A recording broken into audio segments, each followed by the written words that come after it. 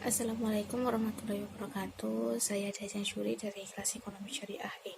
Di sini saya akan menjawab beberapa pertanyaan. Yang pertama yaitu ciri-ciri sistem ekonomi kapitalis. Yang pertama, masyarakat memiliki hak untuk melakukan hak ekonominya. Dijamin bahwa setiap orang mempunyai hak untuk mencapai barang-barang ekonomi dan sumber-sumber daya melalui cara yang legal, walaupun mereka mendapat kebebasan dalam hal perekonomian.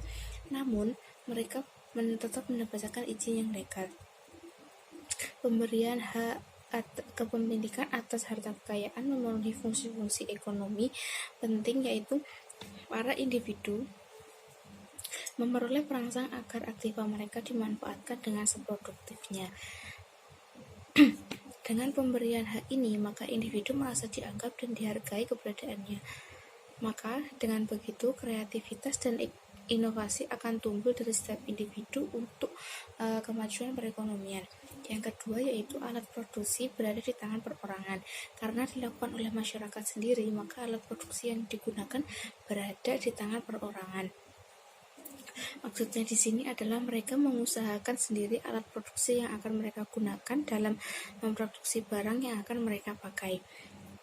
Sebenarnya hal ini mempunyai dua dampak, yaitu dampak positif dan dampak negatif.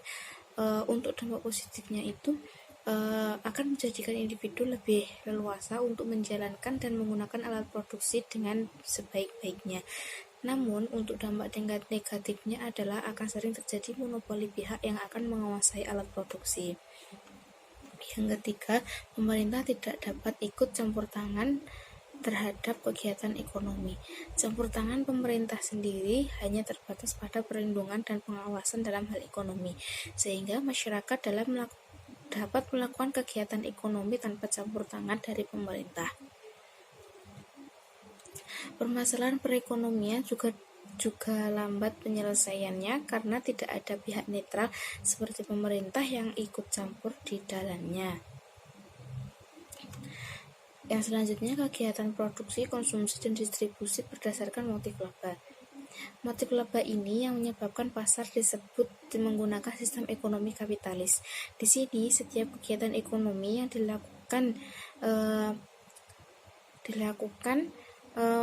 memegang teguh terhadap laba yang dihasilkan. Laba atau keuntungan memang menjadi salah satu aspek penting dan tujuan utama. Ini yang menjadi poin penting di mana ekonomi kapitalis adalah terfokus pada pencarian laba yang sebanyak-banyaknya dan bisa dibilang lebih melihat hasil daripada proses. Dan untuk yang kedua di sini saya akan menjelaskan perkembangan kapitalisme. Kapitalisme sendiri muncul di Eropa pada abad ke-16.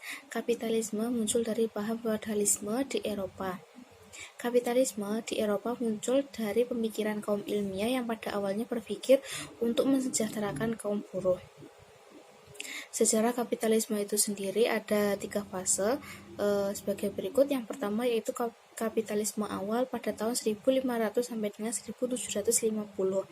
Kapitalisme pada fase ini masih mengacu pada kebutuhan pokok yang ditandai dengan hadirnya industri sandang di Inggris sejak abad 16 sampai abad 18 dan berlanjut pada usaha perkapalan, perdagangan, bahan-bahan mentah, barang-barang jadi, dan variasi bentuk kekayaan yang lain.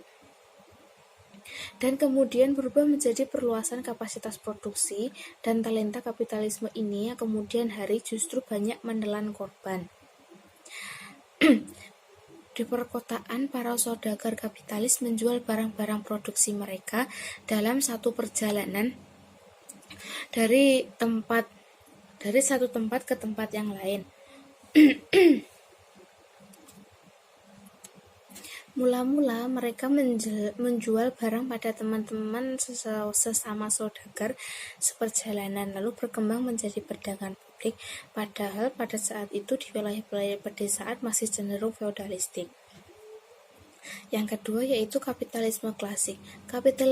Kapitalisme klasik berlangsung sekitar 1750 sampai 1914. Awal muncul tahap ini diawali dengan munculnya revolusi industri di Inggris. Revolusi ini justru dipicu dengan ditemukannya mesin uap, sehingga mulai muncul mesin-mesin dengan skala besar untuk membantu produksi barang dalam jumlah yang banyak. Hal ini menimbulkan pergeseran dari perdagangan publik ke perdagangan industri.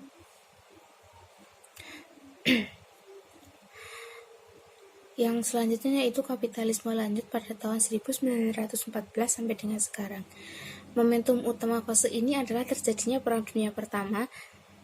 Kapitalisme lanjut sebagai peristiwa penting ini ditandai paling tidak oleh 3 momentum. Yang pertama yaitu pergeseran dominasi modal dari Eropa ke Amerika ditandai dengan mata uang dolar yang mendominasi dunia. Yang kedua, bangkitnya kesadaran bangsa-bangsa di Asia dan Afrika sebagai akses dari kapitalisme klasik yang kemudian memanifestasikan kesadaran itu dengan perlawanan.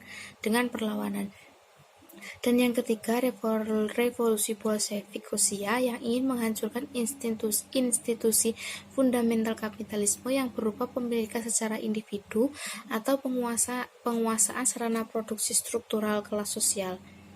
Kapitalisme lanjut merupakan fase lanjutan dari kapitalisme industri. Kapitalisme industri memicu agregasi akumulasi modal bersama yang dikumpulkan melalui pembaruan perusahaan nasional dan multinasional. Dalam fase ini, kapitalisme bukan semata lagi hanya mengakumulasikan modal, tapi lebih dari yaitu investasi.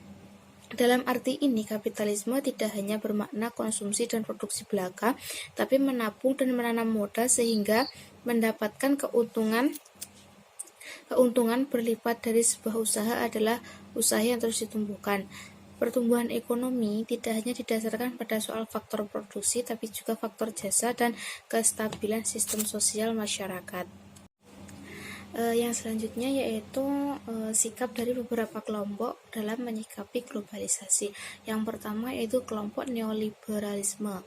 Respon dari kelompok tersebut adalah globalisasi perlu dibimbing dengan kekuatan pasar dan otoritas publik atau pemerintah dan lembaga multilateral hanya perlu memfasilitasi dan bukan ikut campur dalam dinamika tersebut. Yang kedua, perlu menghapuskan pembatasan yang diperlukan negara baik di bidang keuangan, barang maupun jasa dan modal. Yang ketiga, perlu dikembangkan privatisasi langsung. Yang selanjutnya, kelompok reformisme atau demokrasi sosial global. Respon dari kelompok ini yang pertama yaitu kapitalisme memerlukan kebijakan publik global yang dirancang dan dilaksanakan dengan cermat. Yang kedua, untuk melindungi bahaya kapitalisme perlu dikembangkan jaminan resmi standar minimum atau penghasilan pokok, perlindungan kerja, dan kontrol lingkungan.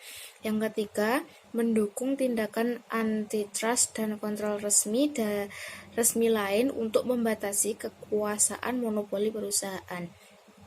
Dan kelompok yang ketiga yaitu radikalisme. Respon dari kelompok ini adalah yang pertama yaitu diperlukan deglobalisasi untuk memulihkan kesehatan ekonomi, keseimbangan ekologikal, integritas budaya, dan demokrasi. Yang kedua yaitu perlu pemisahan negara dari jaringan ekonomi global. Sekian dari jawaban yang saya sampaikan tadi. Apabila ada kesalahan kata maupun sikap mohon dimaafkan. Sekian, wassalamualaikum warahmatullahi wabarakatuh.